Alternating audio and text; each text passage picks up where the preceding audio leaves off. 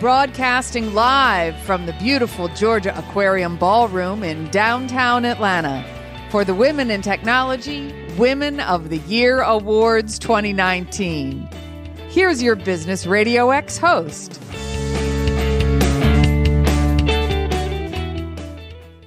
Lee Cantor here, broadcasting live from the Georgia Aquarium for WIT Women of the Year 2019 Awards. And I got with me DK Rogers, one of the VIP sponsors here from Cox Enterprise. Welcome. Thank you. And then Bernie Dixon, a legend in Atlanta. Legend. See, that's better than VIP sponsor. Oh, that's impressive. With Launchpad doing such amazing work here in town. Welcome, ladies. Thank you. Thank you. We're glad to be here. All right, DK, I'll start with you, VIP sponsor. Why is it so important for Cox to come here and be a VIP sponsor of this event? Because Cox invests heavily in their employees, and their employee base includes women, of course. And we believe in building the pipeline of women in STEM fields within the Cox Enterprises umbrella. And then, Bernie, for you, being the founder of Launchpad, they go hand in hand, right? We do, yeah. Actually, we're doing some partnerships with WIT at Launchpad 2X. We develop women tech founders into women tech CEOs of large enterprises. Now, Bernie, tell us about your view of the world for women in technology. I know at Launchpad, the success rate for Launchpad for women is much higher than the national average of women entrepreneurs. So something magical is happening over there. Absolutely. We've graduated about 175 companies so far in the last 5 or 6 years, and huge success rate. They're growing at 200% on average every year. We've had 9 exits of these companies, and there is some secret sauce. There's a lot of an ecosystem. There's a community that's built, but the important thing that we that we actually bring out in our companies is that sense of confidence and that women actually belong in technology. We're here, we're making an impact, and we belong.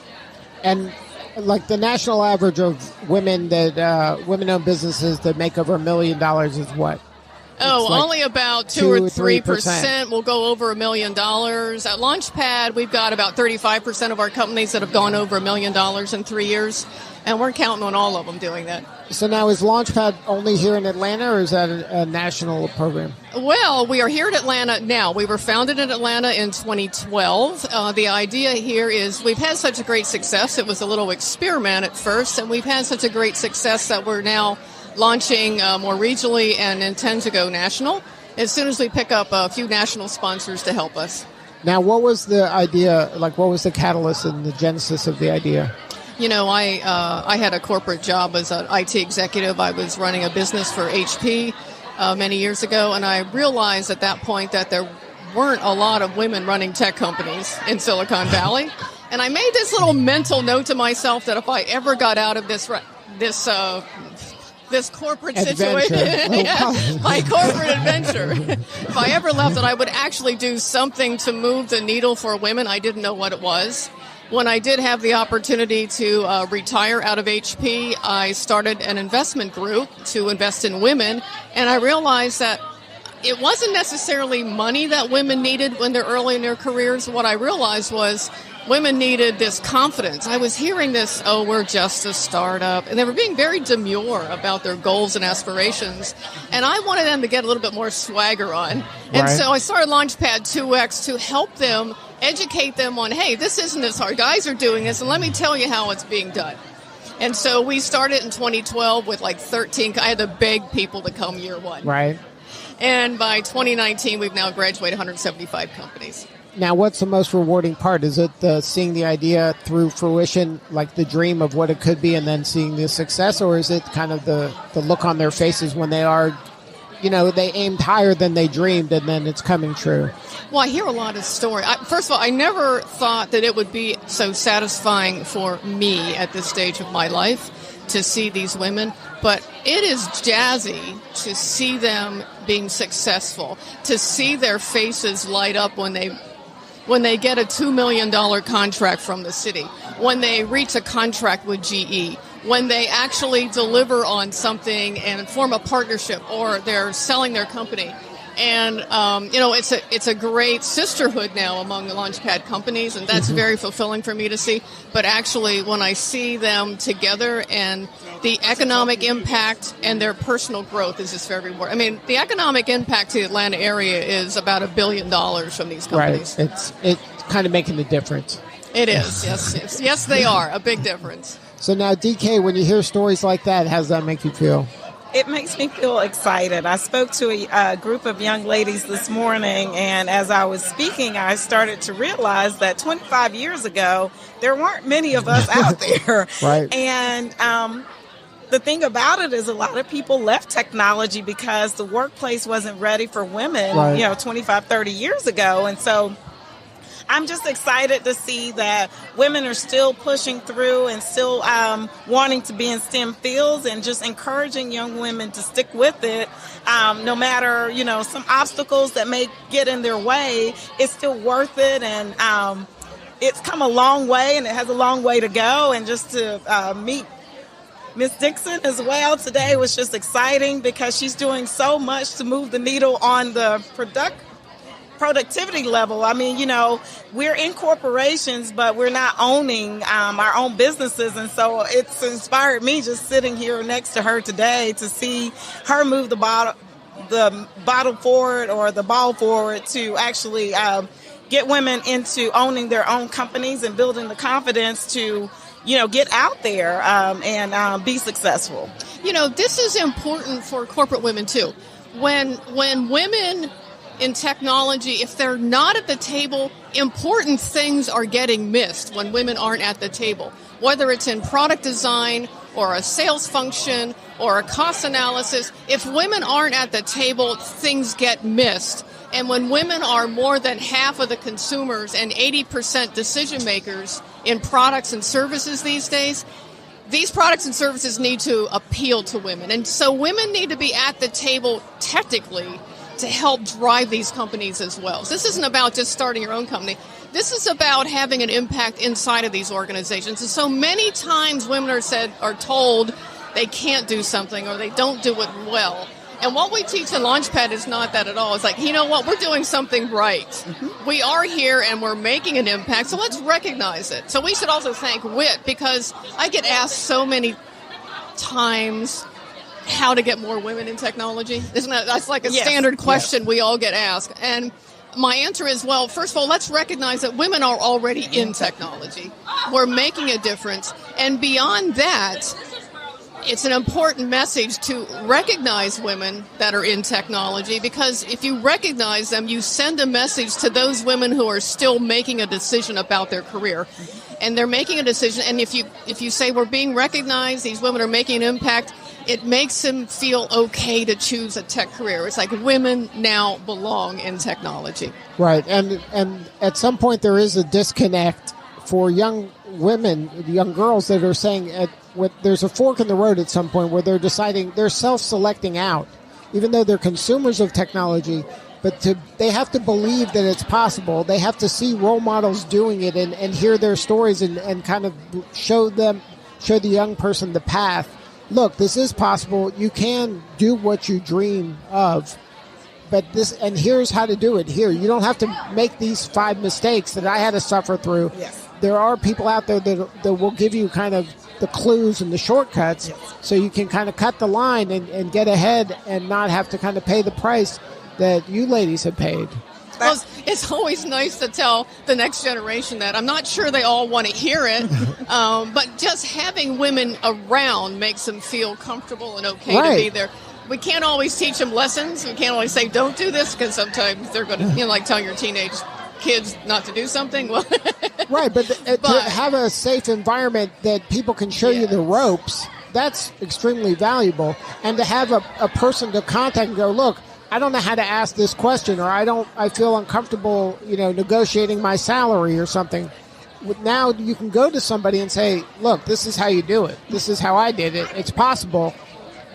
Yes, that's for sure. And I think mentorship is where that is evident, is that all young women need is mentors. And it's not just female mentors, even male mentors can help pull women along in the workplace. I mean, I know that is one of the things that have made me successful over the last few years. Is you mentioned earlier negotiating your salary. I remember being lowballed and knowing I was lowballed and having the confidence to just hold out and make your counter offer and just sit back and relax. And so with that, I wouldn't have been able to do that if I had not had a mentor to kind of coach me along the way. And that's how we move the ball forward.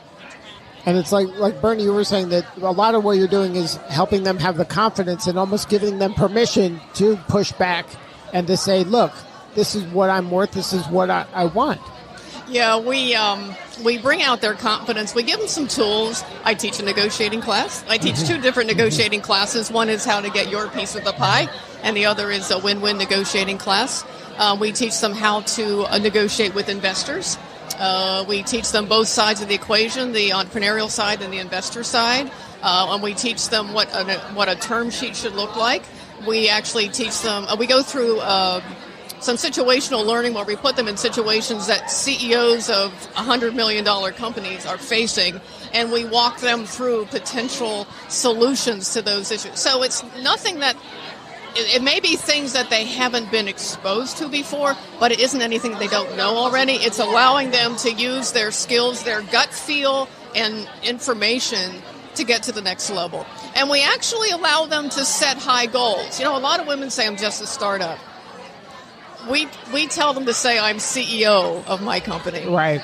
A lot of them say, well, you know, we're going to increase sales next year. We teach them to say, I'm going to be $20 million in 3 years. So it's a different way of looking at your company and a different way. And it's okay now that you see other women in class with you having these aspirations and goals and are going through the same thing you are as a female and managing their family, their church, their community, their other company work, the kids, you know, everything in their life that goes together. There's no balance. Obviously, there's no balance in this life. You just do whatever you need to do. It's a blended life, right? It's a very blended life. There you go. Yeah. I like the fact that you mentioned the words that you speak, and that's one of the things even I teach my children is that you have to speak life into your life. And so your words actually will kind of dictate your path. So if you say negative things, then you'll have negative results. If you say positive things about yourself, then you'll also have positive results. Yes, so you're driving the momentum towards the positive side. If you see yourself as just a startup, you're going to be a startup all the time. If you see yourself as a $20 million company, you might just get there. Right. You gotta be able to believe it in order for it to happen. Yeah. You know, a lot of times we say it's not just having confidence, it's your ability to project your confidence that's important. Right. Most companies, we look at investors and how they value companies. The single most important factor to a company's valuation is the CEO. Mm-hmm. And if you're not projecting confidence as a CEO, it's going to impact the valuation of your company. And the same for you. Could you imagine the CEO of Cox who's not confident in what their quarterly results are going to be? You know, you've got to be able to speak confidently about your company.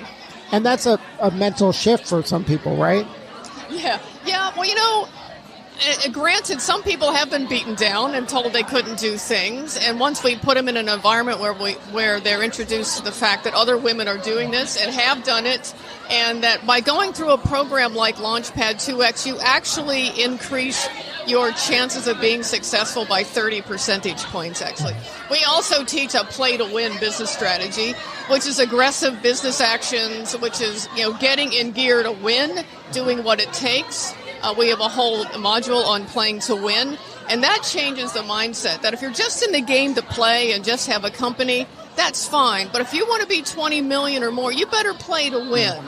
You know, you got to be aggressive and step out. And so when we can give them some tools and some key phrases and some negotiation tactics and some aggressive business strategies, then they're on the way to winning. That's where the magic happens. Yeah. Well, congratulations on all your success and good luck this evening as a finalist. And if somebody wants to learn more about Launchpad 2X, what's the website? Oh, yeah. Please join us, launchpad2x.com. We have a core program once a year. We have monthly workshops, and we've got Women's Entrepreneurship Day coming up in November. Good stuff. And DK, Cox Enterprises, VIP sponsor, tell us about what you expect out of this evening. I expect to be engaged by some dynamic women in technology. I expect to learn a lot, as I have with Bernie here today. I expect to meet some people and network, and I expect to tell people a lot about Cox Enterprises. We can be found at www.coxenterprises.com. We are a company that invests a lot in our employees, and we look forward to being maybe not the next Google, but an employer of choice for women in technology in the future. I'm sure Bernie can help you. So now, being VIP sponsor, that's a big commitment. Yes. And it's important work that's happening here. Now, what are some of the things that you're doing together with WIT? Cox, actually, our CIO, Greg Morrison, is on the board at WIT. And so he is invested in not only WIT, but the women in technology within Cox Enterprises. And so Cox puts their money where their mouth is. They not only talk the talk, but they also will pull out a checkbook and write a check for things that they believe in, and they believe in women in technology. And thank you so much for your support. Thank you. All right, this is Lee Cantor. We will see you in a bit at WIT's Women of the Year Awards 2019.